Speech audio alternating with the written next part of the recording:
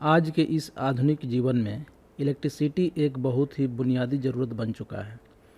Plant में बिजली बनाई जाती है और विभिन्न कामों के लिए उपयोग किया जाता है।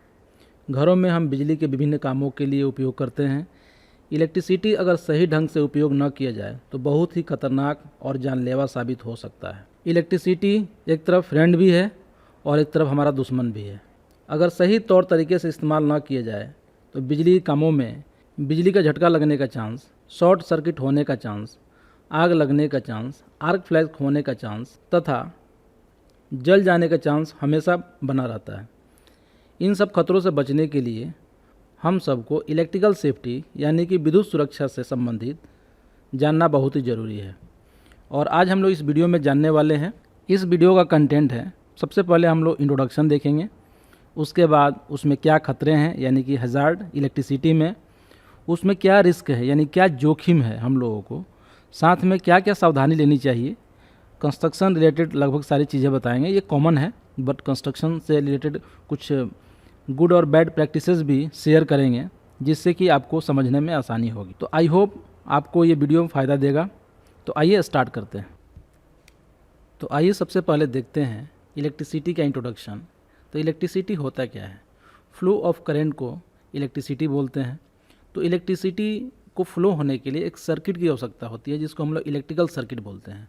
जैसा कि आप देख रहे हैं यहाँ पे एक ये सर्किट है पूरा। उसके बाद उसमें एक पावर सोर्स भी है और एक बल्ब यहाँ पे जल रहा है। ये पूरे को सर्किट बोलते हैं। इसमें तीन चीज़ें होती है, एक वोल्टेज होता है, करंट होता है, रेसिस्टेंस होता है। ये सेफ्टी पॉइंट ऑफ व्यू से ये तीनों चीज़ों की जानकारी होनी चाहिए। और भी इलेक्ट्रिक्स में बहुत सारा चीज़ होता है बट हमें उतना नहीं जानकारी चाहिए या फर्दर हम बढ़ा सकते हैं, बट ये समझने के लिए तीनों चीज़ की आवश्यकता है। एक ओम्स लॉ होता है जो कि तीनों में रिलेशन बताता है, यानी कि वोल्टेज इज इक्वल टू होता है I इंटू आर, यानी कि तीनों में से अगर कोई एक भी चीज़ मालूम हो ना तो आप इस फॉर्मूले से निकाल सकते हैं। और आने वाले स्लाइडों में हो सकती है इसकी आवश्यकता पड़ेगी, तो आप लोग इसको थोड़ा सा ध्यान से देखिए। उसी फार्मूले को यहाँ पे अलग अलग तरीके से लिखा गया है, यानी कि V equal to I R. तो I इक्वल टू क्या हो जाएगा, V बाई आर, यानी कि वोल्टेज में अगर रेजिस्टेंस से डिवाइड करते हैं तो I के वैल्यू निकल जाएगा, यानी कि करंट का वैल्यू निकल जाएगा। और R बराबर V डिवाइड बाई I, जहाँ पे R को रेजिस्टेंस, V को वोल्ट और I से करंट। C नहीं करते हैं क्योंकि C का दूसरा कैपेसिटेंस होता है, इसीलिए यहाँ पे करंट को I से करते हैं, C से नहीं करते हैं। अब करंट जो है इलेक्ट्रिसिटी है वो दो तरह का होता है, एक बोलते हैं अल्टरनेटिंग करंट और एक होता है डायरेक्ट करंट। ठीक है, ये क्या है, फ्लो होता है। इसके पहले एक और चीज़ होता है इसमें कि इलेक्ट्रिसिटी जो है, एक तो इलेक्ट्रिसिटी दो तरह का हो जाता है, एक स्टैटिक इलेक्ट्रिसिटी और एक करंट इलेक्ट्रिसिटी। तो यहाँ पे हम लोग दोनों चीज़ के बारे में देखने वाले हैं। तो जो करंट इलेक्ट्रिसिटी जो है वो दो तरह का होता है, वो एक होता है अल्टरनेटिंग करंट और एक होता है डायरेक्ट करंट। हम लोग आगे में स्टैटिक करंट के भी बारे में देखेंगे कि क्या होता है। तो हमारे साइटों पे आप देखेंगे जहाँ भी हम काम करते हैं वहाँ दो तरह का करंट यूज होता है, अल्टरनेटिंग करंट और डायरेक्ट करंट। अल्टरनेटिंग करंट क्या होता है कि ये जो है मेन सप्लाई से जनरली आता है ये, और इसमें वोल्टेज अल्टरनेट होते रहता है, कभी पॉजिटिव होता रहेगा कभी निगेटिव होता रहेगा, और इसमें करंट बैकवर्ड और फॉरवर्ड फ्लो होते रहेगा। यूके और इंडिया में जनरली ये 220 वोल्ट्स का सप्लाई जो होता है और 50 हर्ट्ज का होता है, ये ध्यान दीजिएगा 50 हर्ट्ज जो है। और यूएस में 120 वोल्ट और 60 हर्ट्ज होता है। अगर यूके का कोई इक्विपमेंट है वो यूएसए में ले जाएंगे तो काम नहीं आएगा, तो ये इसलिए फ्रीक्वेंसी हमें ध्यान देनी चाहिए।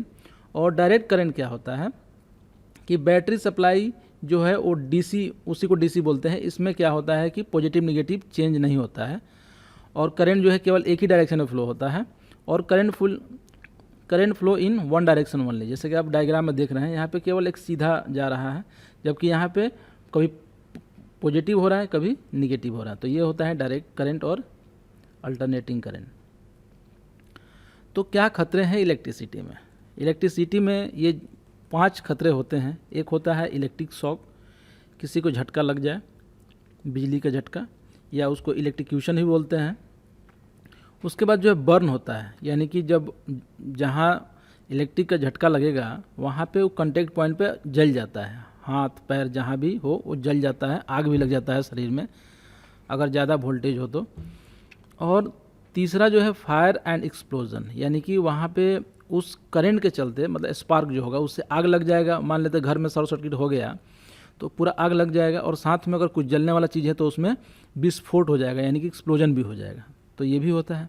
साथ में आर्किंग आपने देखा होगा, दो वायर अगर एक खास दूरी पे हो तो इलेक्ट्रिसिटी जंप करता है, और जब जंप करता है उसी को हम लोग आर्किंग बोलते हैं। यहाँ दोनों में कांटेक्ट नहीं होता है, वहाँ पे जंप होता है। आपने अक्सर देखा होगा ट्रांसफार्मर के पास या बड़ी बड़ी जो लाइनें हैं वहाँ पे चर चर की आवाज़ आती रहती है, यानी कि जंप करता है। या दो तार को आप पास में ले आओगे ना, बैटरी के भी दो तार को पास में लाओगे तो एक स्पार्क का आवाज़ आएगा, वह आर्किंग है। उसके बाद होता है सेकेंडरी इफेक्ट। सेकेंडरी इफेक्ट क्या होता है, जब भी आपको बिजली का झटका लगेगा तो आप गिरेंगे, मतलब हल्का झटका लगा आप गिरेंगे, तो गिरने से बाद क्या होगा, आपको चोट आएगा। तो ये क्या होता है, उसका सेकेंडरी इफेक्ट हो जाता है, यानी कि हमको बिजली से नहीं लेकिन बिजली के चलते जो झटका लगा और जिसके चलते हम गिर गए उससे चोट आई, तो ये होता है सेकेंडरी इफेक्ट, जबकि वो बिजली के कारण ही हुआ।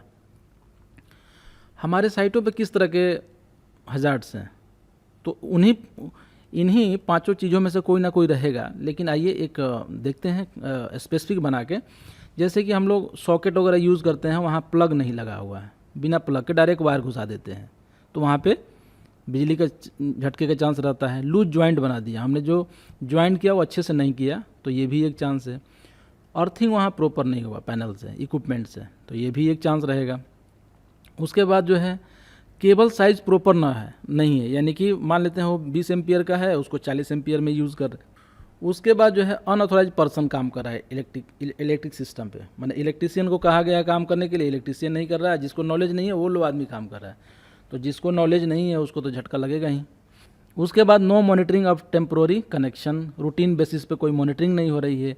कई जगह पे आरसीबी को बाईपास कर देते हैं, जिससे कि बिजली का खतरा और बढ़ जाता है। अनइंसुलेटेड टूल यूज़ करते हैं, जिससे कि झटका लगेगा ही। जैसे हम लोग प्लायर या पिलास बोलते हैं उसको, जब तार और काटने के लिए करते हैं तो उसका इंसुलेशन डैमेज रहता है, उसका जो कवर है प्लास्टिक का वो डैमेज रहेगा और टच हो जाएगा। उसके बाद जो है वर्किंग ऑन लाइव लाइन पे काम करते हैं बिना ऑथोराइजेशन के, बिजली उसमें है उस पर कुछ कनेक्शन कर रहे हैं, ये भी होता है। पैनल ओपन है, हो सकता है कुछ टच हो जाए, तो ये भी चांस रहता है। साथ में आपका बॉडी अर्थिंग जो है वो प्रॉपर नहीं रहता है, या बॉडी अर्थिंग को हम लोग वेल्डिंग रिटर्न केबल के रूप में यूज़ कर लेते हैं। तो ये सब कुछ खतरे हैं, अगर साइड पे आप जाएंगे तो यही सब क्या है, अनसेफ कंडीशंस हैं इलेक्ट्रिसिटी में। और भी आपको मिल जाएंगे कि कहीं इंसुलेशन डैमेज है, कहीं कोई बॉडी टूटा हुआ है, लेकिन लगभग यही चीज़ें रहेंगी। जैसा कि मैंने आपको बताया कि करंट को हम लोग किस में नापते हैं, एम्पियर में, लेकिन करंट को और छोटे पार्ट को हम लोग क्या बोलते हैं, मिली एम्पियर। मिली एम्पियर का मतलब हो गया एक एम्पियर को 1000 भाग को हम लोग बोलते हैं मिली एम्पियर, यानी कि 1 एम्पियर में 1000 मिली एम्पियर होगा, मतलब 1000वें भाग को हम बोलते हैं मिली एम्पियर। तो अगर हमारे बॉडी से, अगर हमको मान लेते हैं हम बिजली का तार टच कर दिया, हमने छू दिया, और हमारे बॉडी से अगर 0.5 से 2 अगर मिली एम्पियर करंट फ्लो होगा, तो हमको क्या पता चलेगा, एक झुनझुनी पता चलेगा। तो उस समय पता चलेगा हमको कुछ बिजली का झटका लग रहा है। वो ज़्यादा असर नहीं करेगा, बस आपको लगेगा कि हाँ बिजली का झटका लग रहा है, इतना मिली एम्पियर पे। 2 से 10 जब हमारे बॉडी से पास होता है, मिली एम्पियर, एम्पियर नहीं बोल रहा हूँ, मिली एम्पियर, जबकि हमारा जो घर में 5 एम्पियर के सारे इक्विपमेंट लगे रहते हैं, कहीं कहीं 15 एम्पियर के मोटर लगे होते हैं, तो हमको एक झुनझुनी पता चलता है और कुछ मतलब कि क्या बोलते हैं, झटका टाइप का आता है, ठीक है। और ये इतना जब झटका लगता है ना, तो हमको एक झटका देता है, हम गिर जाते हैं। और 10 से 60 अगर मिली एम्पियर होना, तो उस समय क्या होता है कि हमारे मसल सिकुड़ जाता है, और अगर हमने तार को पकड़ लिया ना तो पकड़े रह जाएंगे, ये छोड़ेगा नहीं। और साथ में हमको सांस लेने में तकलीफ होगी, क्योंकि हमारा जो हमारा चेस्ट है, जो हमारा छाती है, उसमें जो हड्डी के ऊपर मसल लगे हुए हैं वही सिकुड़ाता है, फैलाता है। और वो एक बार मतलब कि सिकुड़ गया तो फैलेगा नहीं, फेफड़ा जो है वो एक बार सिकुड़ गया तो फैलेगा नहीं, तो हमको क्या करता है, ये सांस लेने में भी प्रॉब्लम करेगा।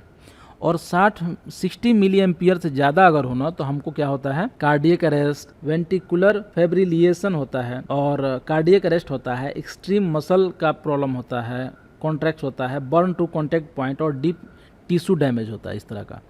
मतलब कि इसमें हमारी जान जा सकती है जब 60 मिली एम्पियर से ज़्यादा हो। इसलिए मैं आपको यहाँ ध्यान ये दीजिएगा, क्योंकि जब हम ELCB या हम लोग रेसिडुअल करंट डिवाइस की RCD की जब बात करेंगे ना, तो ये चीज़ें आपको वहाँ बताऊंगा कि क्यों 60 मिली एम्पियर से ज़्यादा किसी ELCB या RCD का ट्रिपिंग करंट होना चाहिए।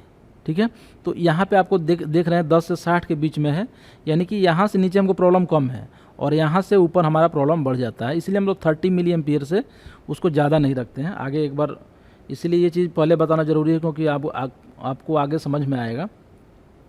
अब जब इलेक्ट्रिक शॉक लगता है तो कितना इसका इफेक्ट आएगा हमारा बॉडी पे, हमारा कितना बड़ा मतलब कि ये करंट का झटका होगा, ये डिपेंड करता है कि वोल्टेज पे।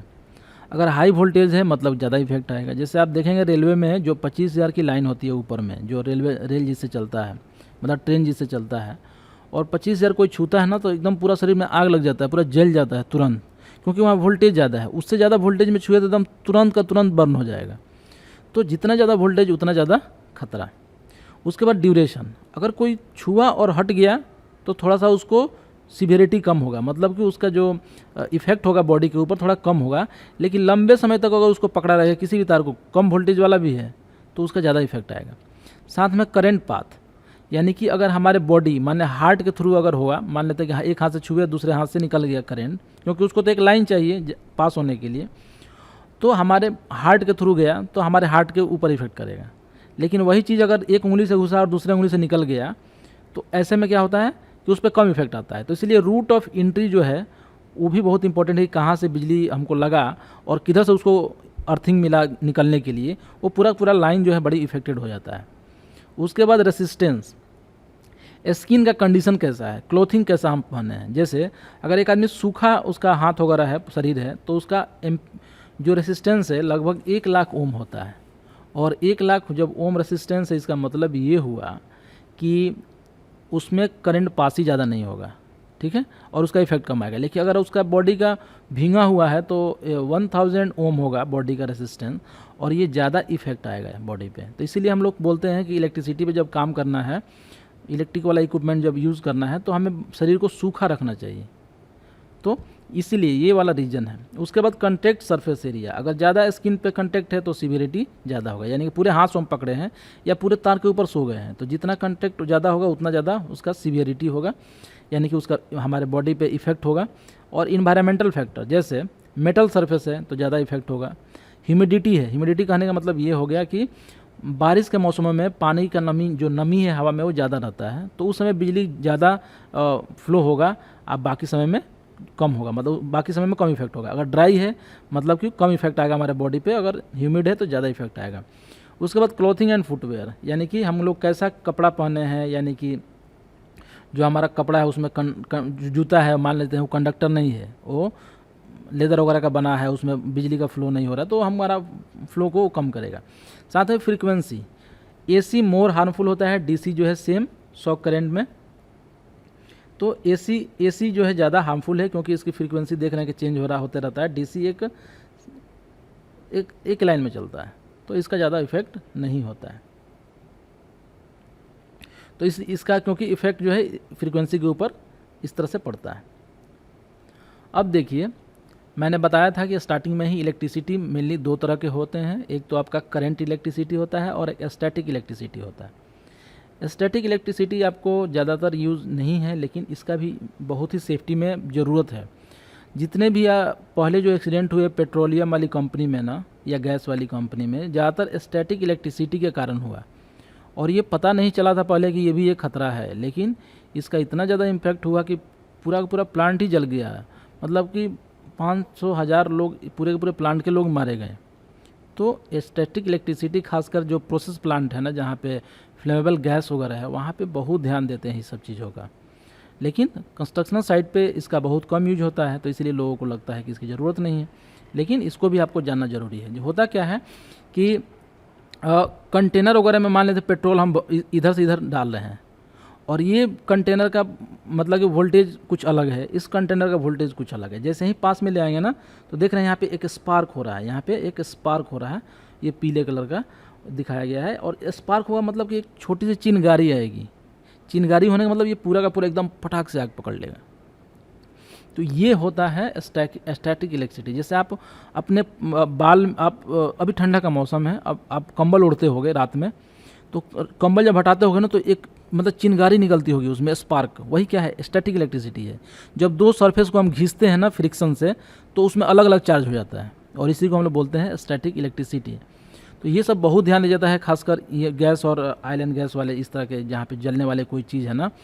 तो जैसे आप बाल में कंघी करते हैं और कंघी को जब पास में ले जाते हैं ना तो एक चरचर की आवाज़ आती है, या बाल चिपकता है उसमें, तो ये भी है। कपड़े भी ऊनी ऊनी हो, आप जब शरीर से उतारेंगे ना तो एक स्पार्क का आवाज़ आता होगा, पूरा चरचर बाल करता होगा। और रात का समय हो ना तो पूरा आपको दिखेगा भी एक लाइटिंग, मतलब हल्का सा लाइट दिखेगा आपको। तो ये क्या होता है कि ये स्टैटिक है, मतलब ये फ्लो नहीं होता है इस करंट का। लेकिन अगर दो सरफेस को एक जगह लाया जाए तो एक चार्ज आएगा वहाँ पे। तो ये क्या होता है कि buildup of potential difference between the surfaces, और ये किसके द्वारा होता है, तो फ्रिक्शन के द्वारा होता है। और सरफेस बिकम चार्ज, एक सरफेस पॉजिटिव हो जाएगा, एक सरफेस नेगेटिव हो जाएगा। अच्छा, आपने देखा होगा बारिश के मौसम में जो बिजली गिरता है वो क्या है, वो भी तो स्टैटिक इलेक्ट्रिसिटी है। क्योंकि दो बादल जब घर्षण करता है तो एक पॉजिटिव हो जाता है और एक निगेटिव हो जाता है। तो कभी देखते हैं बादल से बादल के बीच में एक स्पार्क होगा, और कभी क्या होता है जब पृथ्वी के नज़दीक आ जाएगा वो बादल, तो बादल से ज़मीन की तरफ बिजली आएगा। तो ये क्या होता है, वो भी इतना जानलेवा होता है, मतलब बहुत ज़्यादा करंट होता है, तुरंत आदमी की जान ले सकता है। तो ये भी एक बहुत बड़ा चीज़ है। स्टैटिक शॉक लगने का चांस रहता है। जैसे आप खासकर अगर रनिंग प्लांटों में काम कर रहे हो, वहाँ मोटर वगैरह जब आप बंद करके उस पर जाओगे मेंटेनेंस करने, तो उसको डिस्चार्ज करना पड़ता है। वहाँ भी स्टैटिक इलेक्ट्रिसिटी हो जाता है, क्योंकि वो घूमने के चलते। और वहाँ पे अगर आप दो पॉइंट को टच कर दोगे ना तो आपको झटका लगेगा। एक बार झटका लगेगा फिर हो जाएगा, लेकिन ये हो सकता है कि ज़्यादा वोल्टेज होगा तो ज़्यादा भी आपको खतरा कर सकता है। उसके बाद जो है ये वेरी शॉर्ट ड्यूरेशन के लिए होता है, एक छोटा सा स्पार्क आएगा, ख़त्म हो जाएगा। उसके बाद जो है spark used on the contact with the earth, risk of ignition flammable liquid, इस तरह का जैसे बताया आग लगने का हमेशा चांस रहता है। इसीलिए आप देखे होंगे सारे चीज़ों को हम लोग बॉडी अर्थिंग करते हैं। बॉडी अर्थिंग इसीलिए करते हैं ताकि इसका कोई पोटेंशियल हो, पॉजिटिव हो चाहे नेगेटिव हो, ये ज़मीन में चला जाएगा। यहाँ पे ये तो इसका तो हो गया है, मतलब ये इसका बॉडी अर्थिंग हो गया, लेकिन इसका तो बॉडी अर्थिंग नहीं हुआ है ना, तो इसका तो है कुछ चार्ज, तो ये जंप करेगा, तो ये प्रॉब्लम होता है। अब ये तो हम लोग खतरे के बारे में जान लिया, लेकिन अब सावधानी यानी कि प्रिकॉशन, यानी कि उसको हम लोग बोलते हैं कंट्रोल मेजर।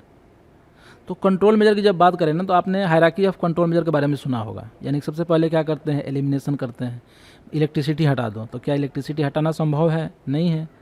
उसके बाद क्या करते हैं, तो उसके बाद करते हैं आपका उसके जगह पे कुछ सब्स्टिट्यूट, मतलब कि रिड्यूस कर दो या सब्स्टिट्यूट कर दो। यानी कि हम ज़्यादा वोल्टेज का यूज़ करें तो कम वोल्टेज वाला इक्विपमेंट यूज़ करें। तो ये भी ऐसे भी हम लोग क्या करते हैं, काम कर लेते हैं। उसके बाद होता है इंजीनियरिंग कंट्रोल। इंजीनियरिंग कंट्रोल का मतलब होता है कि वहाँ पे उस पैनल को बंद कर दो, उस केबल के ऊपर एक अच्छा इंसुलेशन लगा दो। तो इस तरह से हम करके, इस तरह से बिजली को भी हम लोग इसके रिस्क को कंट्रोल करते हैं। और उसके बाद हम लोग क्या करते हैं कि लोगों को समझाते हैं, बताते हैं, है ना। और इंजीनियरिंग कंट्रोल में ही आपको RCD, ELCB ये सारा उसमें आ जाएगा।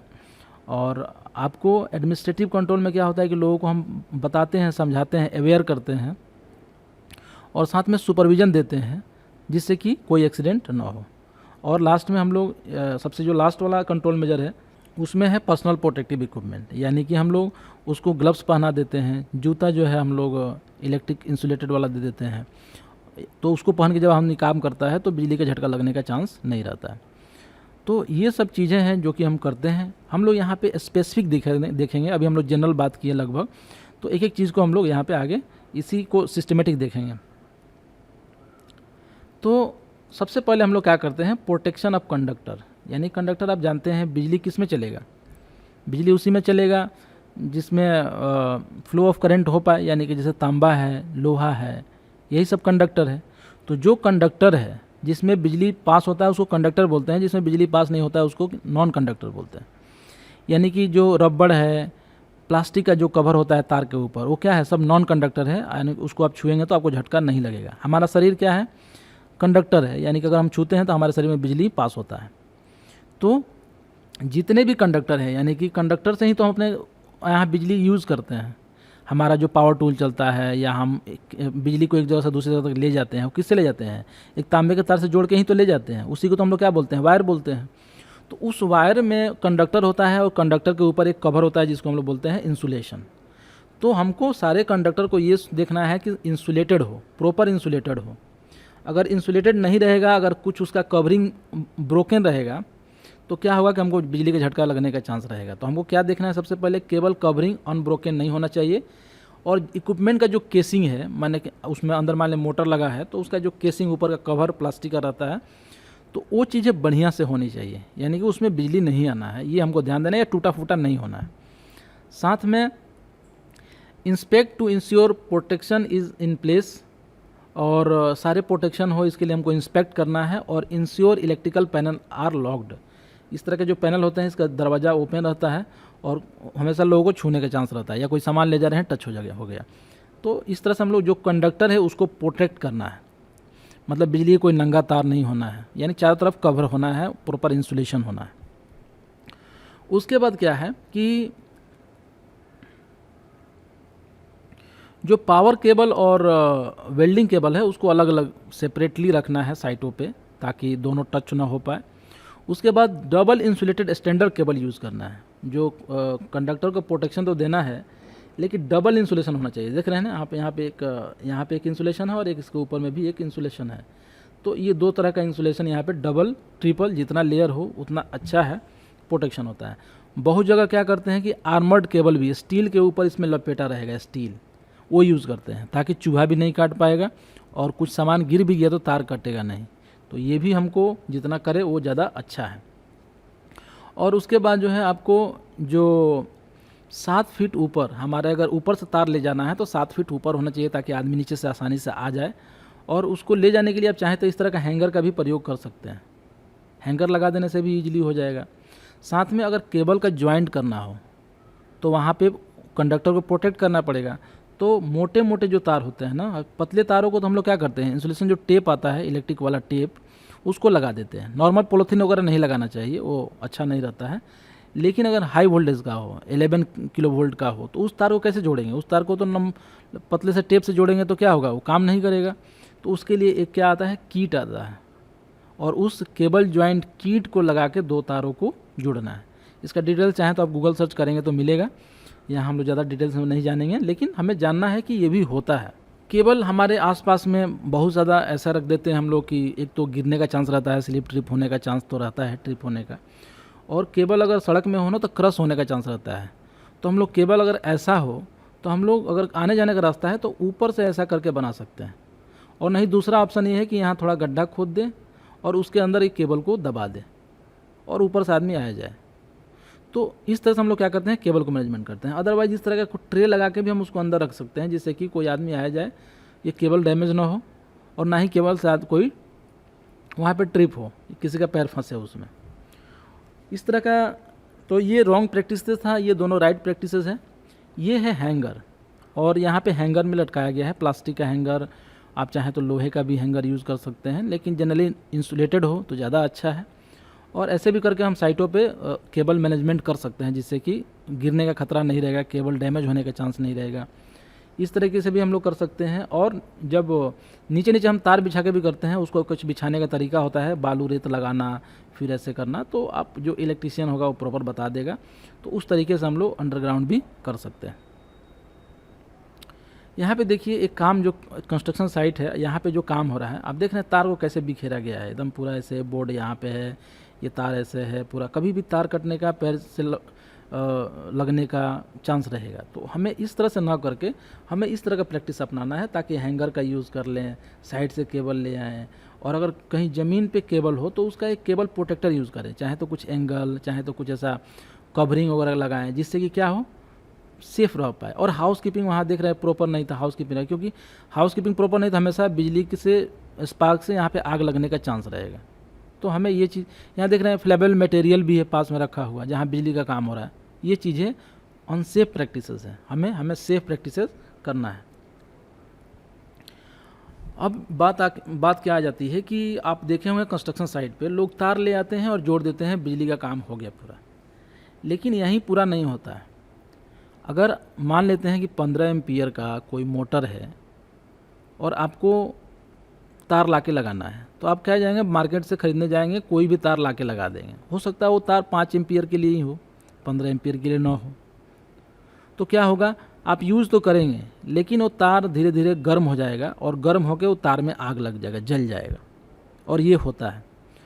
तो हमें तार की भी सही स्ट्रेंथ जानकारी होनी चाहिए। एज ए सेफ्टी अगर मैं बात करूं तो सेफ्टी पॉइंट ऑफ व्यू से भी आपको पता होना चाहिए कि इसमें कितने का तार लगेगा, क्योंकि इलेक्ट्रीशियन इसके लिए है, लेकिन हम सेफ्टी में क्या है कि हर आदमी को मतलब सेफ्टी में ज़्यादा जानकारी रखना ही पड़ेगा, क्योंकि आप नहीं रखेंगे तो बोलेंगे कैसे, और अगले को मालूम ना हो तो क्या होगा, एक्सीडेंट होगा। तो आपको मालूम होना चाहिए गेज उसकी। जो मैं सबसे अच्छा ये यहाँ पे रिकमेंड किया गया है अमेरिकन वायर गेज, आप गूगल सर्च करेंगे तो वहाँ की लिस्ट निकल जाएगा, वहाँ से आप सारी चीज़ देख सकते हैं, और कि कौन सा वायर कितना एम्पियर लेगा। जैसे अगर 10 गेज का वायर है तो 30 एम्पियर, 12 गेज का है 25 एम्पियर, ये जितना बढ़ेगा ना नंबर, ये एम्पियर उतना घटता है। क्योंकि आप देख रहे हैं ना, अगर 0 नंबर का वायर है ना, 0 गेज का, तो मोटाई उसकी ज़्यादा है, 4 नंबर देख रहे हैं ना, मोटाई कम है, और जैसे जैसे गेज बढ़ते जा रहा है ना, उसकी मोटाई कम होते जा रहा है, यानी कि जैसे ये गेज बढ़ेगा उसका डायमीटर कम होता जाएगा। जैसे देखिए 12 गेज का है और ये 14 गेज का है, 12 गेज की मोटाई थोड़ी ज़्यादा है और 14 गेज की मोटाई देख रहे हैं थोड़ी कम है, 12 गेज की मोटाई थोड़ी ज़्यादा है। तो जितना ज़्यादा मोटा उतना ज़्यादा एम्पियर उसमें फ्लो होगा, यानी कि उतना ज़्यादा करंट फ्लो होगा। एक पाइप के जैसा मान सकते हैं, जितना मोटा पाइप उतना पानी का ज़्यादा फ्लो, जितना पतला पाइप उतना पानी का कम फ्लो, ऐसा होता है। तो हमें जो इक्विपमेंट मान लेते हैं, क्योंकि इक्विपमेंट पे लिखा है कि वो 25 एम्पियर का है, तो हमें 12 या 12 से ऊपर का वायर वहाँ पे लगाना है। अगर 12 से ऊपर का नहीं लगाते हैं, अगर मान लेते हैं वहाँ 16 का वायर लगा देते हैं और 25 एम्पियर का है, जबकि इसमें मैक्सिमम फ्लो कितना 13 एम्पियर तक हो सकता है, तो जब हम लगा देंगे तो चलेगा, मशीन तो चलेगा, लेकिन क्या होगा कि ये पूरा गर्म होकर गल जाएगा, तार जल जाएगा। तो ये आपको ज़रूर ध्यान देना है। और तार के ऊपर भी ऐसा लिखा रहता है कि उसमें कौन सा गेज का है। जैसे देखिए ये 14 गेज का है, इसमें लिखा है ना 14, और ये 2 लिखा है, मतलब उसमें 2 तार हैं, 14 गेज के 2 तार है। इसमें कितने तार है देखिए, 1, 2 और 3 तार है। एक बॉडी अर्थिंग के लिए है और एक न्यूट्रल और एक फेज के लिए है। देख रहे हैं यहाँ पे 3 है, तो यानी कि 14 इंटू 14 और 3 लिखा रहेगा, है ना। तो इस तरीके से भी और वहाँ तार के ऊपर लिखा रहता है। अब नहीं तो जाएंगे मांगेंगे तो बता देगा, नहीं तो उसमें लिखा रहेगा इतना mm² का तार है, 5 mm का, 6 mm का। तो आप उसके अनुसार भी आप गूगल सर्च करेंगे तो वहाँ पे एक चार्ट निकल जाएगा, उसके थ्रू भी देख सकते हैं कि ये कितना इसमें मैक्सिमम करंट ले पाएगा। ये मैं तार दिखा रहा हूँ ना, आप देख रहे हैं ये मोटा तार कितना है, 125 एम्पियर लेगा। ये कितने का है, तो ये 0 है, ये 1 है, यहाँ 2 है, ये 95 लेगा, 6 है यानी कि 55, 8 है यानी कि 40 एम्पियर। तो जैसे जैसे गेज आप देख रहे हैं उतना पतला होते जा रहा है। ये 12 का है तो 12 जो है आपका 25 एम्पियर।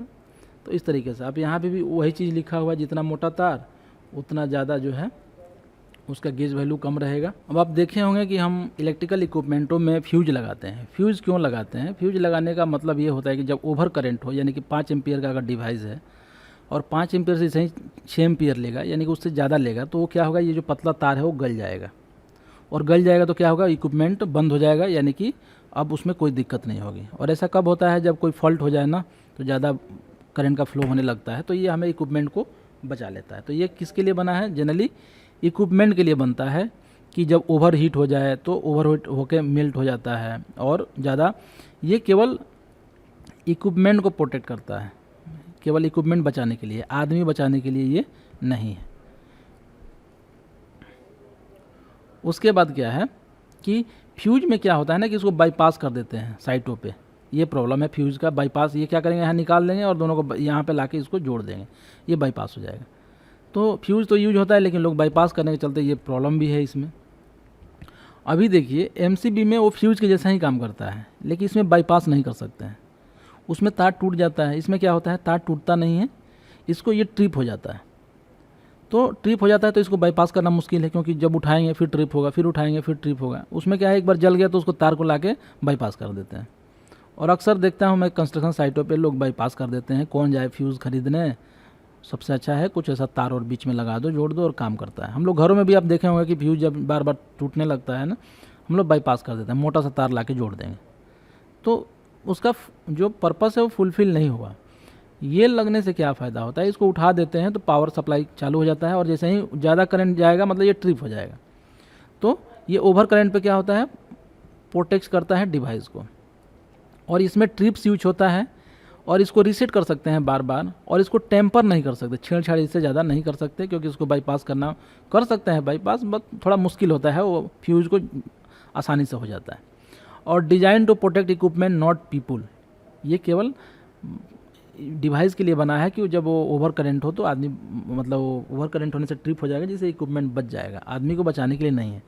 तो हम लोग यहाँ सेफ्टी की बात कर रहे हैं तो दोनों सेफ्टी की बात करते हैं, आदमी की भी बात करते हैं और किसी इक्विपमेंट की भी बात करते हैं, क्योंकि आप देखे होंगे प्रॉपर्टी सेफ्टी भी देखते हैं और हम लोग आदमी की भी सेफ्टी देखते हैं, क्योंकि दोनों का नुकसान जो है कंपनी को नुकसान है।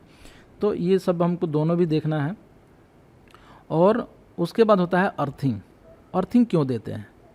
अर्थिंग इसलिए देते हैं ताकि अगर कोई फॉल्ट करंट हो, अगर बॉडी में मान लेते हैं, इसमें अंदर तो पैनल में बहुत सारे सर्किट होंगे, बॉडी में तो करंट आता नहीं है, लेकिन अचानक से कोई तार सट गया इसके बॉडी में, अगर हम इसको छुएंगे, नीचे इंसुलेशन ही जनरली लगा रहता है, अगर हम इसको छुएंगे तो हमारे थ्रू आ जाएगा, यानी कि हमको झटका लगेगा। अगर ये इस तरह का अर्थिंग बना रहेगा तो क्या होगा, जितने भी इसके फॉल्ट करंट होंगे जो इसके बॉडी में आएंगे वो ग्राउंड हो जाएंगे। हम छुएंगे तो हमारे बॉडी से न आके ये इधर से ही आएगा, क्योंकि हमारे बॉडी का रेसिस्टेंस ज़्यादा होता है, और जिससे अर्थिंग करेंगे उसका रेसिस्टेंस क्या होगा, कम होता है। तो ये इसलिए अर्थिंग आप देखे होंगे कि हमेशा हम लोग करने के लिए बोलते हैं। और अर्थिंग डबल करना चाहिए। डबल करने से क्या है कि एक तो रेसिस्टेंस वैल्यू कम हो जाता है, जो इक्विवेलेंट रेसिस्टेंस है वो कम हो जाता है, और साथ में मान लेते हैं एक अर्थिंग फेल भी होगा तो दूसरा काम करेगा। तो डबल अर्थिंग ही देना चाहिए, चाहे वो अपना वेल्डिंग मशीन हो, चाहे कोई भी जनरेटर हो, डीजी सेट हो, कुछ भी हो। आप अगर प्लांट में भी देखेंगे तो सारे इक्विपमेंट का डबल अर्थिंग दिया गया है। तो डबल बॉडी अर्थिंग जो है हम लोग करते हैं, और ये इलेक्ट्रिक शॉक को माइनर कर देता है। जब बड़ा वाला ज़्यादा करंट इधर फ्लो कम हो जाएगा तो हमारे बॉडी से कम होगा, तो हमको माइनर शॉक लगेगा, एक तो नहीं लगेगा और लगेगा तो बहुत ही हल्का लगेगा। उसके बाद जो है ये क्या करते हैं, आउटर मेटल केसिंग से कनेक्ट करते हैं, यानी कि जो इसका बॉडी है उससे कनेक्ट करते हैं। और उसके बाद साथ में provide a safe path to earth, मतलब जो भी फॉल्ट करंट होगा वो पाथ हो जाएगा। तो हम लोग इस तरह से टेम्प्रोरी अर्थिंग भी लगाते हैं, एक बड़ा सा कंडक्टर इसमें घुसा देते हैं और उसमें तार को जोड़ देते हैं, ये टेम्प्रोरी अर्थिंग बन जाता है। अर्थिंग का वैल्यू भी चेक करते हैं, ऐसा नहीं है कि केवल ऐसे लगा दिया। इसमें आप देखे होंगे 3 चीज़ें आती हैं, एक अर्थिंग और एक बॉन्डिंग और एक ग्राउंडिंग। आप सुनते होंगे हमेशा। बॉन्डिंग क्या होता है, तो 2 इक्विपमेंट को एक साथ जोड़ने को हम बॉन्डिंग बोलते हैं। जैसे आप देखिए एक स्टील का ये डब्बा है और यहाँ पे आप देख रहे हैं कि यहाँ पे एक मोटर लगा, ये पंप लगा हुआ है, ये दोनों को जोड़ दिए, दोनों डिवाइस है, दोनों को जोड़ दिए तो इसको बोलते हैं बॉन्डिंग। जैसे आप देखिए यहाँ पे एक वेल्डिंग मशीन है और यहाँ पे एक मोटर है, दोनों इस डिवाइस को जोड़े हैं, इसको बोले बॉन्डिंग। और यहाँ पे क्या हुआ, ग्राउंडिंग इसको बोलते हैं। तो इस किसी भी इक्विपमेंट को हम जब ज़मीन से जोड़ते हैं तो उसको बोलते हैं ग्राउंडिंग। ये देखिए ग्राउंडिंग हुआ, 2 जगह ग्राउंडिंग। और दोनों को अब मिलेंगे, मतलब कि ज़मीन से भी जोड़ेंगे और दोनों इक्विपमेंट को भी जोड़ेंगे, तो इसको बोलते हैं बॉन्डिंग एंड ग्राउंडिंग। तो हम लोग अपने साइटों पे बॉन्डिंग एंड ग्राउंडिंग करते हैं ताकि जो है किसी तरह का झटका लगने का, इलेक्ट्रिक शॉक लगने का चांस ना हो। एक और चीज़ इसमें आता है ग्राउंडिंग और अर्थिंग। ये दोनों एक जैसा लगता है, ठीक है, लेकिन एक जैसा है नहीं। जैसे आप देखिए ग्राउंडिंग और अर्थिंग क्या होता है, दोनों को हम ज़मीन से ही जोड़ते हैं, लेकिन हम जो ग्राउंडिंग करते हैं, आप अगर ध्यान दिए होंगे, ये दोनों क्या है, लगभग सेम जैसा है। कन्फ्यूजन थोड़ा सा क्रिएट करता है। मैंने इसको सर्च किया तो हमें यहाँ पे ये एक्सप्लेनेशन मिला कि अर्थिंग जो है वो क्या होता है कि dead part use in case of fault. यानी कि आप यहाँ पे देख रहे हैं ये जो ग्राउंडिंग है ना, वो ग्राउंडिंग क्या होता है कि हम लोग 2 तार आता है, एक तो प्लस आता है एक माइनस आता है, तो उसको हम लोग क्या कहते हैं ज़मीन से ला के जोड़ देते हैं। मतलब ये नॉर्मल केस में भी काम करता है। जैसे अगर हमको बल्ब जलाना है तो एक तार ले जाते हैं पोल से और एक तार ला के ज़मीन में घुसाते हैं और उसको दोनों को जलाते हैं, बल्ब जलता है। तो ये नॉर्मल सिचुएशन में भी ये काम करता है, तो इसको हम बोलते हैं ग्राउंडिंग। ये नॉर्मल सिचुएशन में भी करंट इसमें फ्लो होगा, लेकिन अगर फॉल्ट होगा तब ये जाके ज़मीन में आएगा, इसको बोलेंगे हम लोग अर्थिंग। तो ये दोनों में डिफरेंस है ग्राउंडिंग और अर्थिंग में। तो ग्राउंडिंग क्या होता है कि work as a return path और connecting live part in normal condition, जबकि अर्थिंग में क्या होता है कि फॉल्ट में काम करेगा केवल। तो ये दोनों में डिफरेंस है, आपने यहाँ पे कंफ्यूज नहीं होना है अर्थिंग, बॉन्डिंग एंड ग्राउंडिंग में। हम लोग जब भी इलेक्ट्रिसिटी सिस्टम पे काम करते हैं, इलेक्ट्रिकल सिस्टम पे काम करते हैं, तो हमें आपको क्या करना पड़ेगा, उसको बंद करना पड़ेगा। बंद करके ही काम करना है, लाइव में नहीं काम करना होता है जनरली। लाइव में अगर कभी हमको काम करना ही नहीं चाहिए जहाँ तक पॉसिबल हो, क्योंकि बिजली की अगर लाइव पार्ट पे काम करेंगे, बिजली उसमें चल रहा है उसमें जाके काम करेंगे तो हमेशा झटका लगने का चांस रहेगा, तो ज़्यादा चांस रहेगा। तो हमें क्या करना है कि स्विच बंद कर लीजिए, उसके बाद जो काम करना है करिए, फिर स्विच को ऑफ कर दीजिए। अगर हम लोग कंस्ट्रक्शन साइट पे काम करते होंगे तो हम लोग जाते हैं मेन पैनल से क्या करते हैं, बंद कर देते हैं पावर को, और जितना भी तार है उसका मेंटेनेंस करते हैं या इंस्पेक्शन करते हैं, चाहे जो भी करते हैं, कुछ भी अगर चेंज करना हो तो करते हैं। तो अगर हम वहाँ बंद करते हैं और अचानक से कोई चालू कर दे तो क्या होगा, झटका लगेगा सबको। तो इसलिए हम लोग क्या करते हैं, removal of electrical power from the circuit और सिस्टम। तो वहाँ पे हम लोग क्या करते हैं कि पैनल को बंद करते हैं, साथ में एक ताला लगा देते हैं इस तरह का, और एक टैग लगा देते हैं। इसको बोलते हैं हम लोग लोटो, लॉक आउट टैग आउट। आपने हमेशा साइटों पे देखा होगा, इसका ट्रेनिंग भी होते रहता है। और जो आदमी काम करने जाएगा ना, ये ताला लगा के और चाबी लेके चला जाएगा, और जब आएगा तो फिर खोलेगा उसको और फिर पावर दे देगा। नहीं तो दूसरा कोई आके, अगर ऐसा नहीं करेगा तो दूसरा कोई आके इसको चालू कर देगा। तो हमें सबसे पहले क्या करना है, जब भी लोटो वगैरह का यूज़ करना है तो remove electrical power from the circuit और सिस्टम अलग करना है। स्विच आइसोलेटर और रिमूविंग द प्लग, वही मतलब कि आपको स्विच बंद करना है, सर्किट को डेड करना है, और सेफ टू वर्क ऑन, मतलब सेफ टू वर्क जो प्रैक्टिसेस SOP का फॉलो करना है, और physically secure by the lockout tag out, इस तरह से लॉकआउट टॉग आउट का यूज़ करना है। और इसमें एक लेबल लगाना है, और लेबल लगाने के बाद हमको फिर इसको चेक करना है क्या ऑन हो रहा है, क्या इस करने के बाद भी ऑन हो रहा है क्या।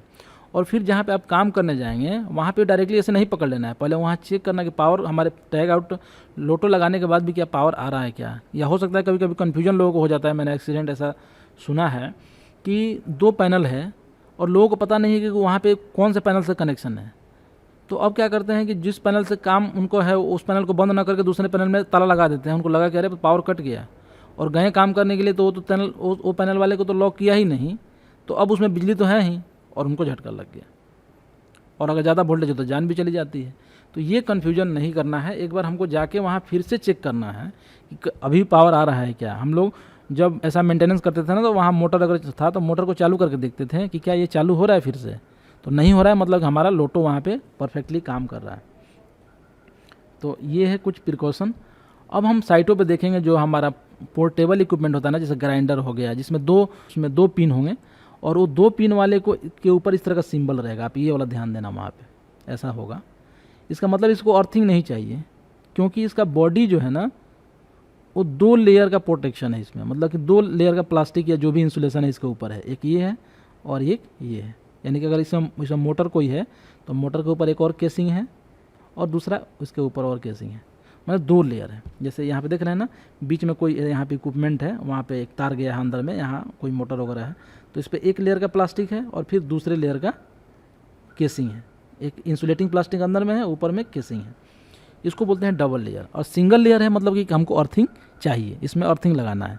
इसमें डबल लेयर में इसलिए अर्थिंग नहीं होता है कि एक तो ये टूट भी जाए तो एक तो है ना बचाने के लिए, मतलब ऊपर टूटेगा तो हमको मालूम चल जाएगा, तो इसलिए हम लोग जो पोर्टेबल वाला होता है ना उसमें हम लोग डबल अर्थिंग का यूज़ करते हैं। इसको हम लोग क्लास 2 इक्विपमेंट भी बोलते हैं, क्लास 2 देख रहे हैं ना, डबल अर्थिंग वाला का 2, और इसकी अर्थिंग की आवश्यकता नहीं पड़ती है। तो आप अगर कोई ग्राइंडर कुछ कटर वगैरह साइड पे यूज़ कर रहे हैं तो इसका भी अर्थिंग करने के लिए सोच रहे हैं तो डबल है, तो ऐसा मार्क है, मतलब उसमें अर्थिंग की आवश्यकता नहीं। अभी तक जो हम लोगों ने देखा कि फ्यूज़ और अपना MCB ये बचाने के लिए था डिवाइस को, जो इक्विपमेंट है, लेकिन ये RCD जो है वो आदमी की जान बचाने के लिए। मैंने आपको पहले ही समझाया था कि 30 मिली एम्पियर से कम करंट जो है, मिली एम्पियर से कम करंट हमारे बॉडी पे कम इफेक्ट आता है, तो इसका जो सेंसिटिविटी है वो 30 मिली एम्पियर है। यहाँ पे देखिए इसको टेस्ट किया जा रहा है, अभी एक वायर निकाल के और टच किया जाता है, हल्का झटका लगेगा बट ये ठीक होगा। 3, 2, 1 लगा, थोड़ा सा लगा इसमें करंट। इसको ऑन करते हैं और फिर देखते हैं ये काम कर रहा है। चलिए, तो ये काम कर रहा है, तो हम लोग इसका ट्रिपिंग जो स्विच है ये देखते हैं काम कर रहा है कि नहीं, तो ट्रिप करके देखते हैं। हाँ, ये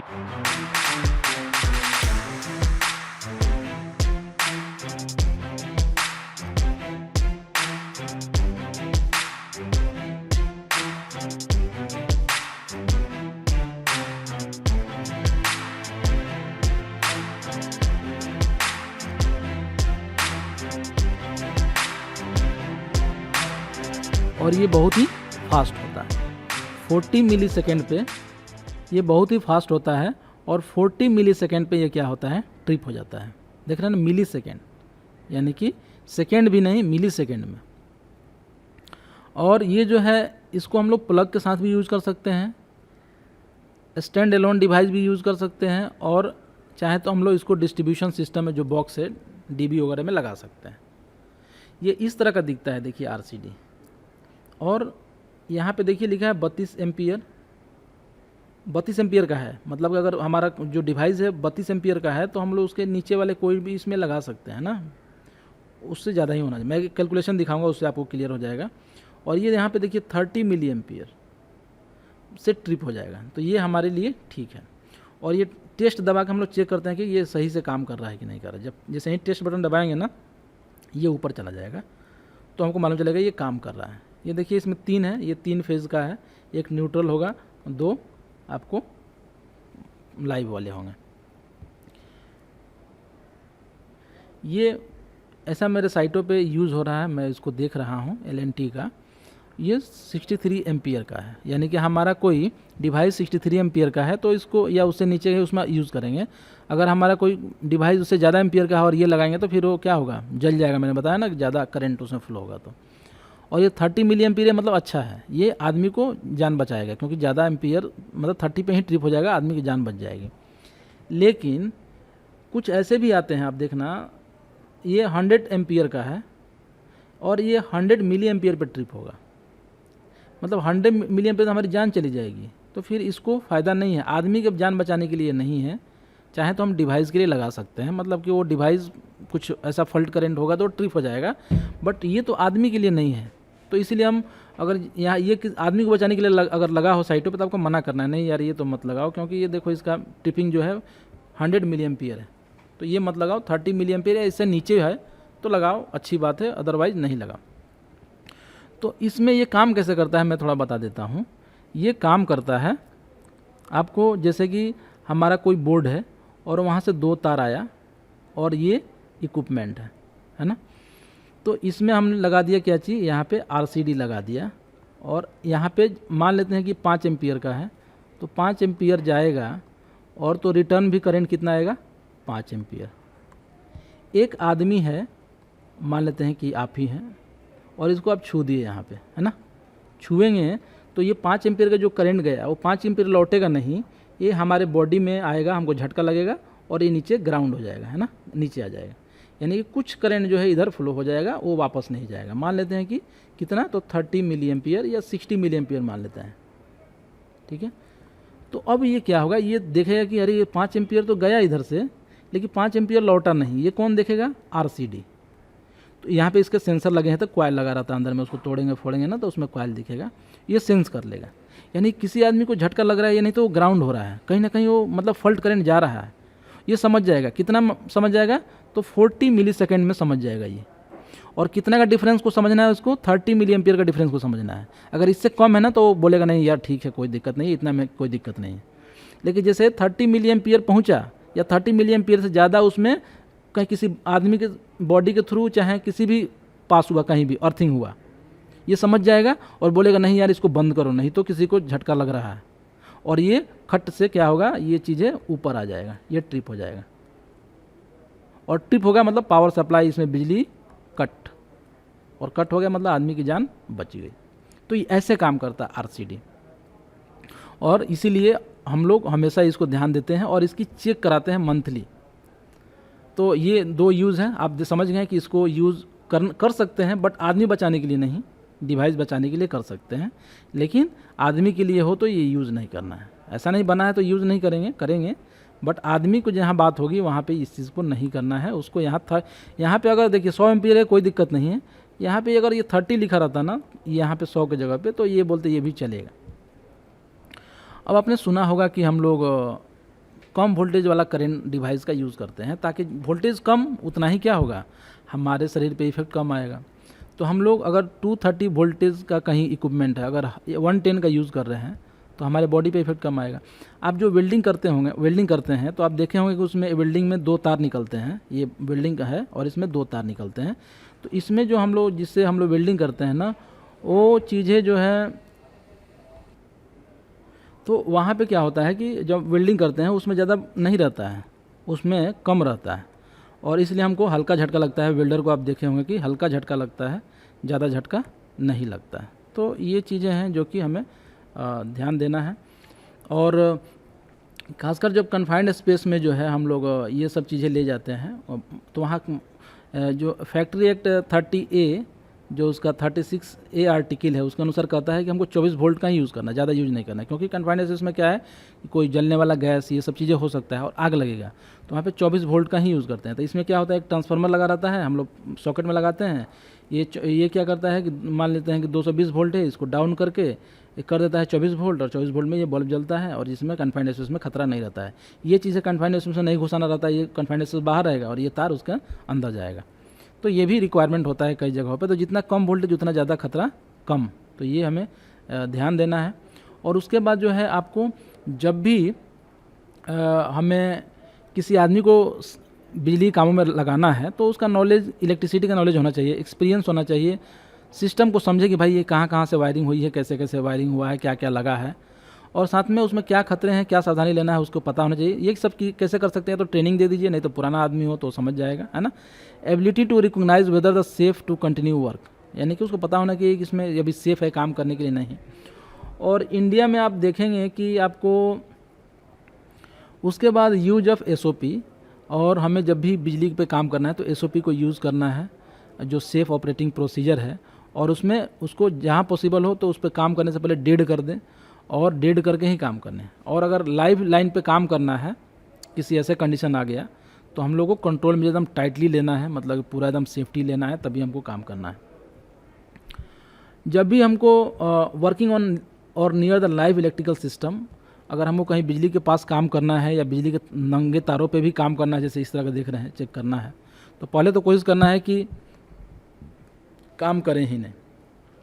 फिर भी कोई ऑप्शन ना हो तो कर सकते हैं, और अगर करते हैं तो हमें सावधानी लेना पड़ेगा। एक क्या, परमिट लेना पड़ेगा, और उसके बाद जो है मतलब वो सेफ सिस्टम ऑफ वर्क में ये सब परमिट लेंगे। कॉम्पिटेंट पर्सन जिसको जानकारी हो कि भाई कैसे काम करना है।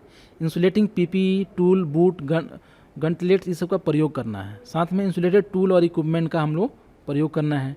और साथ में डेजिग्नेटेड वर्क एरिया, मतलब अगर मान लेते हैं कहीं ऊपर में 11,000 वोल्टेज है तो एक खास दूरी पर बैरिकेशन वगैरह डाल के और काम करना है। और जनरली ये हमें टेस्टिंग पे ही करना चाहिए ये सारी चीज़ें, नॉर्मली हमको लाइव लाइन पे काम नहीं करना है। इलेक्ट्रीशियन ने कुछ टूल हैं, ये सारे यूज़ करते हैं। ये सब देख लेना है कि इसका इंसुलेशन प्रॉपर हो कि नहीं। अगर लाइव लाइन में वो सब चेक वगैरह करते हैं और इसका इंसुलेशन कहीं डैमेज हो, ये सब इंसुलेशन लगा है देख रहे हैं, और ये डैमेज हो तो जब वो टेस्ट करने जाएगा तभी उसको झटका लग जाएगा। अगर किसी आदमी को बिजली का झटका लग रहा हो तो हमें क्या ध्यान देना है, यानी कि जिसको झटका लगा है उसको छूना नहीं है, कॉल फॉर हेल्प और एम्बुलेंस बुलाना है ना। उसके बाद पावर सप्लाई को बंद कर दीजिए। अगर पावर सप्लाई बहुत दूर है और आप उसको बंद नहीं कर सकते तो आपको क्या करना है कि उसको यहाँ पे दूर हटाना है, सप्लाई से अलग करना है इस तरीके से, ठीक है, आइसोलेट करना है। देख रहे हैं ना कैसे तार को अलग कर रहे हैं, कैसे अलग कर रहे हैं, ये कंडक्टर नहीं है, कोई लकड़ी उकड़ी है। और उसके बाद देखना है उस जब हट जाएगा तो उसको देखना है कि सांस ले रहा है कि नहीं। CPR अगर आप ट्रेंड हैं तो देना है, नहीं तो नहीं देना है। और उसके बाद जो है उसका कोई जल गया हो, हाथ में जैसे जल गया हो तो उसको दवा ववा लगाइए, फर्स्ट एड करिए और उसको समझाइए कि कुछ नहीं हुआ है, ठीक हो जाओगे। ऐसा साइकोलॉजिकल ट्रीटमेंट दीजिए उसको, और मतलब उसको ज़्यादा टेंशन नहीं देना है, ठीक है। और तब आपने मेडिकल बुलाया ही है, जब मेडिकल आ जाएगा तो आप उनके हवाले कर दीजिए, भाई आप देखो, क्योंकि उन्हीं को ज़्यादा पता है ना। जब हम ELCB को यूज़ करते हैं ये सब चीज़ों को, तो एक मेंटेनेंस करना पड़ेगा। तो ELCB जो होता है उसको हम लोग को मंथली चेक करना होता है, विजुअल जो कॉम्पिटेंट पर्सन ही चेक करना चाहिए, ठीक है। और इसमें दो चीज़ें आता है, एक तो फिक्स्ड वायरिंग, पूरा फिक्स्ड वायरिंग है, उसमें कहीं केबल मतलब प्लग नहीं सिस्टम है, और एक पोर्टेबल अप्लायंसेस हमारे साइट पे आते हैं, उनको भी चेक करना होता है। तो ELCB को मंथली जनरली चेक करते हैं, या डिपेंड करता है, खतरा ज़्यादा हो तो ज़्यादा बार चेक करिए। पोर्टेबल टूल को हम लोग मंथली चेक करते हैं, और फिक्स्ड वायरिंग सिस्टम जैसे DB वगैरह है उसको मंथली चेक करते हैं। DG सेट वगैरह जो हमारे साइटों पर रहता है उसको भी मंथली चेक करते हैं। सारे को मंथली चेक करते हैं, लेकिन जो उसको यूज़ करेगा ना वो हर दिन करेगा। जो यूज़र है उसको पर डे काम करने से पहले एक बार चेक कर लेना है। अदरवाइज जो है वहाँ का जो सेफ्टी ऑफिसर है चाहे जो इंजीनियर है वो चेकलिस्ट लेगा और मंथली में एक बार चेक करके उसका रिकॉर्ड मेंटेन करेगा, लेकिन यूज़र चेक डेली होना है। अब आइए देखते हैं कुछ रॉन्ग प्रैक्टिसेस। हमारे साइट पे बहुत सारे रॉन्ग प्रैक्टिसेस भी आपको देखने को मिलेंगे। जैसे आप देख रहे हैं इस तरह से बिना प्लग के घुसा दिया इसमें। अब ये क्या होगा, एक तार निकल जाएगा, बॉडी में टच होगा, चाहे हाथ में टच हो गया, आदमी को झटका लग जाएगा। देखिए यहाँ पे पैनल खुला हुआ है और हो सकता है कुछ सामान मतलब टच हो जाए, कोई सामान ले जा रहे हैं, रॉड वगैरह इसमें घुस जाए, ये होता है, तो बंद करके रखना है। उसके बाद आप देख रहे हैं कि पैनल के सामने बहुत जलने वाला चीज़ है, थोड़ा भी स्पार्क हुआ तो ये आग पकड़ लेगा पूरा, तो गार्बेज है। आप देख रहे हैं यहाँ पे कि ये चीज़ें मैं बहुत देखता हूँ, लोगों को मैं बहुत समझाता हूँ। देखो यार, ये जो ऊपर में एक डबल लेयर है, इसमें एक तो ऊपर का इंसुलेशन है, अंदर में भी इंसुलेशन है। ऐसे करोगे ये बार बार ऐसे ऊपर नीचे होगा, यहाँ से कट जाएगा, छूने जाओगे जब प्लग लगाने तुमको झटका लग जाएगा, होता है ऐसा। तो मैं ये बोलता हूँ इसको खोलो, ये काले वाले तार को अंदर तक घुसाओ और ये लॉक करने का है यहाँ पे। जब इसको टाइट करोगे ना तो यहाँ पे पकड़ लेगा, तो यहाँ पे क्या होगा, अब कटने का चांस नहीं रहेगा। मैं इलेक्ट्रीशियन को बहुत समझाता हूँ, फिर भी गलती करते हैं, लेकिन ऐसा नहीं करना। ये काला वाला जो ऊपर है ना, ये इसके अंदर घुस जाना है, ताकि ये डैमेज होगा, ये डैमेज नहीं होगा। बहुत सारे लोग क्या करते हैं, पॉलीथीन उठाए ऐसा टेप लगा दिए, ऐसा उसका इंसुलेटिंग कर दिए। ये यार ठीक नहीं है। इंसुलेटिंग टेप जो आता है ना, उसकी एक करेक्ट थिकनेस होता है, वो इंसुलेटिंग मटेरियल है, और वो क्या है, वो चिपकता है, उसमें पानी वानी भी नहीं जाएगा, वो ज़्यादा सही है। ये सही नहीं है करना ऐसा। अब देखो पैनल में है, चारों तरफ से वायर गया है, आया है, वायर का अच्छे से कोई रूट वगैरह नहीं है, तो थोड़ा ठीक ठाक रखना है पैनल को। पैनल के ऊपर कवर तो होना ही चाहिए, है ना, साथ में रूट भी, ये सब ठीक होना चाहिए। यहाँ पे देखो एक आदमी क्या है कि ELCB बोर्ड जो लगाया है ELCB का, इसमें आप देखो तो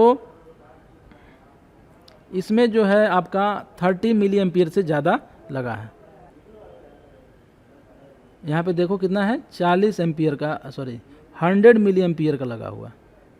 अब बताओ 100 मिली एम्पियर का यहाँ पे है, तो हमने क्या बताया, 30 मिली एम्पियर पर ट्रिप होना है, तो ये तो फिर ठीक नहीं है ना, इसको तो बदलना पड़ेगा या दूसरा पैनल ख़रीदना पड़ेगा। तो ये चीज़ें हैं। यहाँ पे देखिए क्या है कि पैनल में ये बहुत सारे डब्बा डुब्बी रख दिए हैं, इसको मतलब अलमारी बना दिए हैं। तो ऐसे भी करने से क्या है, अलमारी बन जाएगा तो फिर ये आग लगने का भी चांस रहेगा ना वहाँ पे कुछ। ये चीज़ें मैं हमेशा देखता हूँ। गांव वाले आते हैं, सब पता नहीं रहता उनको काम करने के लिए, और ये एक बोर्ड लाते हैं। ये जो है ना, घर में क्या है 5 एम्पियर के बोर्ड लगते हैं, और घर वाला बोर्ड इंडस्ट्री के लिए सही नहीं है। जो घर वाला तार है वो आप देखे होंगे अलग तरीके का होता है, कमज़ोर होता है, और इंडस्ट्री वाला थोड़ा मोटा होता है उसका क्योंकि यहाँ पे उठाना है, पटकना है, बहुत सारी काम है। तो तार यहाँ पे डबल इंसुलेटर रहेगा, थोड़ा सा मोटा रहेगा, माने इंसुलेशन इसका तगड़ा रहता है। तो हमें जो है थोड़ा सा ये बोर्ड नहीं यूज़ करना है, हमें इंडस्ट्रियल वाला यूज़ करना है। ये प्लग वगैरह भी जो है ना, जो वो आपको इंडस्ट्री टाइप वाला यूज़ करना है, इस तरीके का यूज़ करना है, ये ज़्यादा सेफ़ है। जबकि ये सब क्या है ना कि ये बोर्ड वगैरह जो है अनसेफ है। ये तो पावर टूल में आता है, ये ठीक है, लेकिन जो प्लग आता है ना, जो हम लोग गए 10 रुपये का प्लग लगा दिए, वो सब ठीक नहीं है। तो यहाँ पे क्या प्रॉब्लम है कि एक तो बोर्ड टूटा हुआ है, फिर ये इक्विपमेंट 15 एम्पियर का है और ये बोर्ड 5 एम्पियर का। अब लगाएंगे तो चलेगा, ऐसा नहीं कि नहीं चलेगा, बंद हो जाएगा, चलेगा, लेकिन ये बोर्ड जो है ना जल जाएगा। आप देखेंगे ये पूरा काला पड़ जाएगा कुछ दिन में, 2-3 दिन में पूरा स्पार्क होकर जल जाएगा। तो ये चीज़ें हमें नहीं करना है। आप देख रहे हैं यहाँ पे भी पैनल ओपन है, इसको भी लाइव पार्ट को कवर करके रखना चाहिए। ये देखिए जंक्शन बॉक्स है यहाँ पे, और यहाँ पे आप कैसे कनेक्शन लिया गया है, पूरा ओपन भी छोड़ दिया गया है। तो ये सब चीज़ें नहीं करनी है हमको, और हमें विजुअल इंस्पेक्शन करते रहना है सारे चीज़ों को, चाहे वो फ्यूज़ हो, और यूजर चेक तो करना ही है, फ्यूज़ को चेक करना है, कनेक्शन सिक्योर देखना है कि नहीं है, टर्मिनेशन और सिक्योर है कि नहीं है, कोई डैमेज तो नहीं है। साथ में ये कॉम्पिटेंट आदमी जो है, इलेक्ट्रीशियन जो है, वही करेगा जिसके पास, मैं बोला ना, लाइसेंस रहेगा। और लास्ट में सबसे आता है पर्सनल प्रोटेक्टिव इक्विपमेंट। SOP वगैरह का ट्रेनिंग तो देना है, इसके पहले ट्रेनिंग भी आता है। ट्रेनिंग जो है आपको सारे आदमी को इलेक्ट्रिकल सेफ्टी का ट्रेनिंग देना है। जो इलेक्ट्रीशियन है उसको भी ट्रेनिंग तो लेके आता है, फिर भी बताते रहना, समझाते रहना है, क्योंकि अवेयरनेस जितना रहेगा ना उतना एक्सीडेंट कम होगा। और खासकर बिजली के कामों में जब लाइव लाइन पे काम करना हो इस तरह का, तो एक सुपरवाइज़र अच्छा दीजिए ताकि वो सारी चीज़ों को समझे और कंट्रोल कर पाए। उसके बाद जो है आपको यहाँ पे PPE में क्या है, जैसे आप देख रहे हैं कि हम लोग रबड़ का मैट यूज़ करते हैं, है ना। ये जो है आपको रबड़ मैट को हमको देना है। PPE में नहीं आता है, बट ये रबड़ मैट हमें देना है। PPE में क्या आता है, जूता जो कि रबड़ का होता है, यहाँ पे देख रहे हैं IS 4770 के अनुसार होता है। और इस तरह का हम ग्लव्स का यूज़ करते हैं। जितना ज़्यादा वोल्टेज उसका ग्लव्स की थिकनेस उतना ही ज़्यादा होता है। तो इस पर लिखा रहता है ये 25,000 या उसके नीचे के लिए बना हुआ है, तो ऐसा ग्लव्स का यूज़ करना है। और जो इलेक्ट्रीशियन का हेलमेट जो होता है, आप देख रहे हैं ना यहाँ पे इस कलर का होता है, ठीक है, रेड हेलमेट वहाँ पे यूज़ करते हैं। तो इस तरह से हम पहचान जाते हैं कि ये इलेक्ट्रीशियन आदमी है। तो ये सब प्रिकॉशन अगर हम लेते हैं तो हमें नहीं लगता है कि किसी तरह का साइटों पे एक्सीडेंट होगा।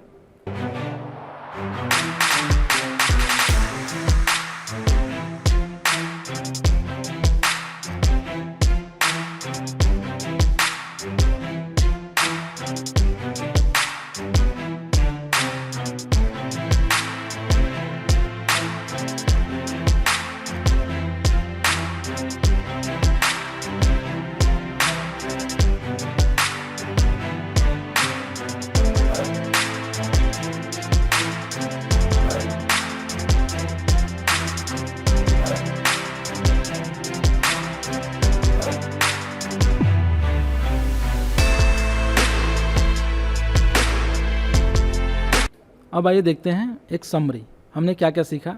ये सारे खतरे हम लोगों ने देखे और ये सारे प्रिकॉशन देखे। आप इसको एक बार दोहरा लीजिए तो पूरा का पूरा एक बार रिकैप हो जाएगा। तो आई होप आपको ये वीडियो पसंद आया होगा। अगर पसंद आया हो तो लाइक करें, चैनल को सब्सक्राइब करें, अपने दोस्तों के साथ शेयर कर सकते हैं जिससे उनका भी नॉलेज बढ़े। तो मिलते हैं ऐसे ही अगले वीडियो में, तब तक के लिए टेक केयर, बाय बाय।